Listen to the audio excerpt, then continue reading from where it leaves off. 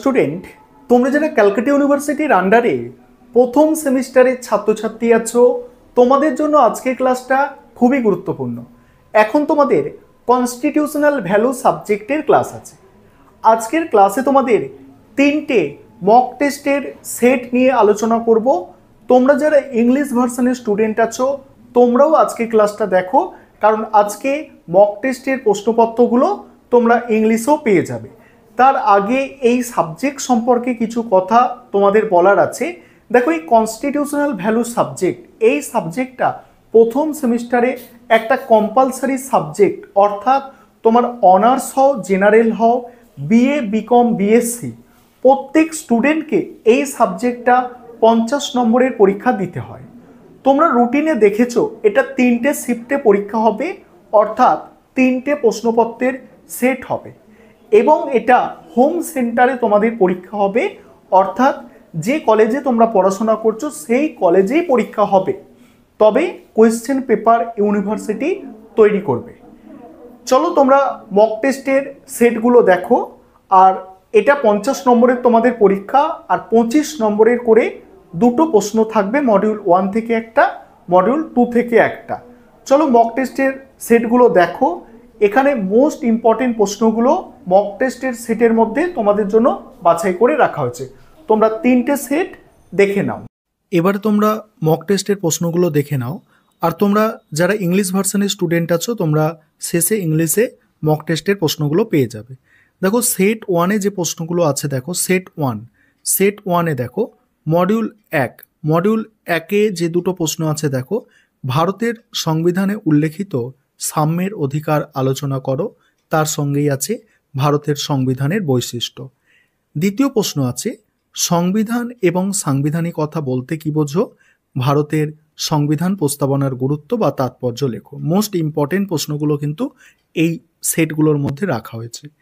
Module 2 দেখো, module 2-এ প্রথম প্রশ্ন আছে ভারতের সংবিধানের 51 ক ধারায় উল্লেখিত মৌলিক কর্তব্যগুলি আলোচনা করো আর মৌলিক কর্তব্যের সীমাবদ্ধতাগুলি লেখো।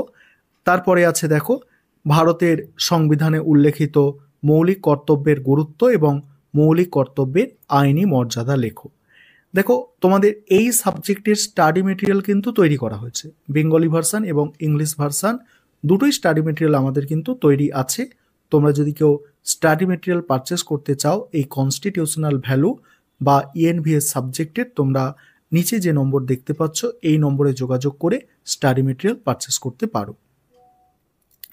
এবারে সেট 2-তে যে প্রশ্নগুলো আছে তোমরা দেখে নাও। সেট 2-এ প্রথম প্রশ্ন দেখো মডিউল 1 থেকে ভারতের সংবিধানের বৈশিষ্ট্য লেখো আর ভারতের সংবিধান প্রস্তাবনার তাৎপর্য বা গুরুত্ব।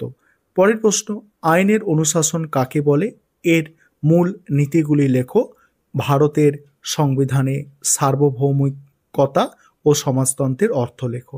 মডিউল 2 দেখো, মডিউল 2-এ কি আছে দেখো, মডিউল 2-এ প্রথম প্রশ্ন দেখো ভারতের সংবিধানের 51 ক ধারায় উল্লেখিত মৌলিক কর্তব্যগুলি আলোচনা করো এবং তার সীমাবদ্ধতা লেখো। এই 51 ক ধারা, এই প্রশ্নটা অবশ্যই পরীক্ষায় আসবে। পরের প্রশ্ন ভারতের সংবিধানে উল্লেখিত মৌলিক কর্তব্যের গুরুত্ব আর মৌলিক কর্তব্যের আইনি মর্যাদা। 3 নম্বর সেট কি আছে দেখো, সংবিধান প্রস্তাবনার তাৎপর্য বা গুরুত্ব আর হচ্ছে ভারতের সংবিধানে উল্লেখিত স্বাধীনতার অধিকার আলোচনা করো। তারপর আইনের অনুশাসন কাকে বলে, এর মূল নীতিগুলি আলোচনা করো, ভারতের সংবিধানে উল্লেখিত ধর্মনিরপেক্ষতা ও প্রজাতন্ত্রের সম্পর্কে লেখো। তারপর মডিউল 2 থেকে দেখো প্রথম প্রশ্ন ভারতের সংবিধানের 51 ক ধারায় উল্লেখিত মৌলিক কর্তব্যগুলি আলোচনা করো, তার সঙ্গে আছে মৌলিক কর্তব্যের সীমাবদ্ধতা লেখো। পরের প্রশ্ন ভারতের সংবিধানে উল্লেখিত মৌলিক কর্তব্যগুলো লেখো আর মৌলিক কর্তব্যের আইনি মর্যাদা। এবার তোমরা যারা ইংলিশ ভার্সনের স্টুডেন্ট আছো তোমরা মক টেস্টের প্রশ্নপত্রটা দেখে নাও। তোমরা যারা ইংলিশ ভার্সনের স্টুডেন্ট আছো তোমরা এবারে মক টেস্টের প্রশ্নটা দেখো। সেট 1 প্রশ্নটা প্রথমে দেখছো তোমরা।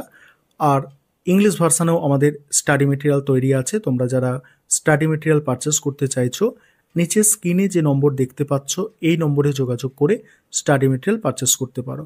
আমি স্ক্রল করে যাচ্ছি, তোমরা সম্পূর্ণ প্রশ্নগুলো দেখে নাও, 3টে সেটের প্রশ্নই তোমরা দেখে নাও।